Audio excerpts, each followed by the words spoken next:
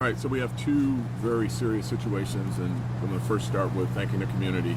They're trying to get their kids ready for school. There's a lot going on, and they've been very cooperative, relocating and driving around the areas that we have blocked off. But I'm sure that the community is very concerned, and so are we.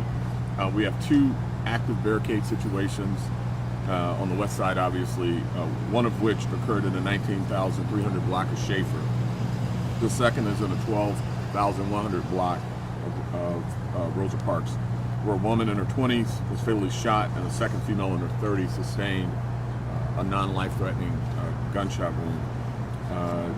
And she is stable. Because we had two, we have Michigan State Police assisting us with one barricaded situation, and we're at the other. They conducted a search of the interior of the residence. We were on the scene for several hours trying to maintain the scene. The suspect inside was armed, obviously. There was some type of dispute in the location. It appears that there was a party last night. He became upset. It's a multi-family home, and at some point the dispute elevated with some type of argument that ultimately led to gunfire, where that one victim was fatally shot. The second victim, again, sustained a non-life-threatening gunshot wound. We maintained that scene. We did not want to get into a shootout with this person, and we did not know how many people were in the house because it was a multi-family situation. We were able to get everyone away from the home. He ultimately escaped. We found that out when MSP flew a drone camera inside of the home and realized that there was no one in the home at that time. He had escaped. He is armed and dangerous. Again, shooting both victims. He is at large. He is identified as Kenyon Field, and we're going to give you a picture of him. Keyon Field. He's considered armed and dangerous. He's a black male, 23. If anyone sees him, or if he's watching this, he needs to turn himself in. We will be relentlessly looking for him. We don't want anyone to approach him. He has already killed one person and attempted to kill another. Again, we will be providing pictures for the media to put out to our residents.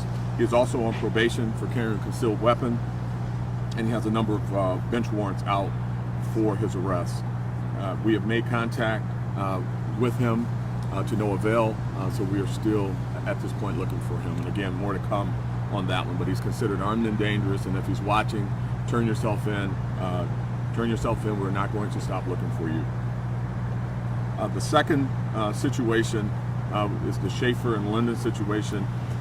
So we have a situation here where there was some type of fight inside the home with our suspect, who was also recently released from prison for a violent crime.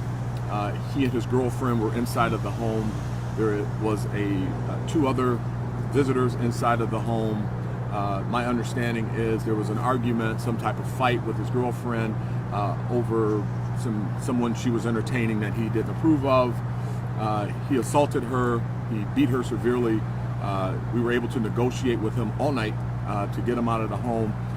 He exits the front of the house about 6 hours ago and indicate that he is not going back to prison, that he wants the police to kill him. We maintained the scene. We stayed back. We secured the area. We negotiated with him. Ultimately, we were able to get her out of the home. She has been released and she is now being treated. What we've identified is the fact that she is severely beaten and assaulted. She was pistol whipped and more significantly assaulted beyond that I'm not going to get into, but we're going to be conveying her to the hospital. This just recently happened with getting her out of the home. He, however, is still inside the home, and if he's watching this, we're asking that you give yourself up. He has indicated that he wants the police to kill him. He is going to shoot it out with us. He is not going back to prison. And when our negotiators contacted him several times, they could hear him racking weapons inside of the home. So this is a volatile situation, very dangerous situation. We have vacated the homes, or asked that the homes be vacated on both sides. We've also asked the residents in this area to stay away until we get this situation under control. But a very serious situation, and we're hopeful that we have a peaceful ending. But as you can imagine, this is a very, very dangerous situation. He has several guns inside the home, and he has indicated to several people in his family that we've contacted that he will not let this end peacefully and that he is going to shoot it out with us. But we're hopeful that that is not the case. We want to get him the help that he needs, and we need to hold him accountable for what he's done to this victim. But we do not want to engage him violently, but this is what he's indicating that he wants. With that, I'll take any questions. The other incident, the other barricaded incident over within the same precinct, that suspect has somehow escaped? Yes, he did. We held the scene. We made a deliberate decision not to breach the house because, frankly, we didn't know how many people were in the home. He had already shot 2 people. We did not want to have to engage in a firefight, not knowing what's on the other side of the door. It's a multi-family home. Innocent people are inside the home that have zero to do with what he did. And if we engaged him, based on his commentary, we knew that we would likely have to be engaged in a firefight. So we made a decision to hold and not breach, and that's what we did. When MSP flew their drone inside, he had escaped.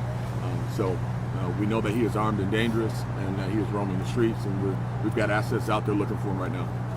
And then this standoff right here as well. The suspect who's inside that house right now has multiple weapons, not just that one handgun? It's our understanding in our debrief is that he has multiple weapons. He is a violent felon, and he severely beat his acquaintance, and she has indicated to us that he is not coming out of there without a firefight with police. Again, we don't want that. We want to resolve this peacefully, and we want him to give himself up, but according to her, that is not what he wants. According to his own words, that is not what he wants.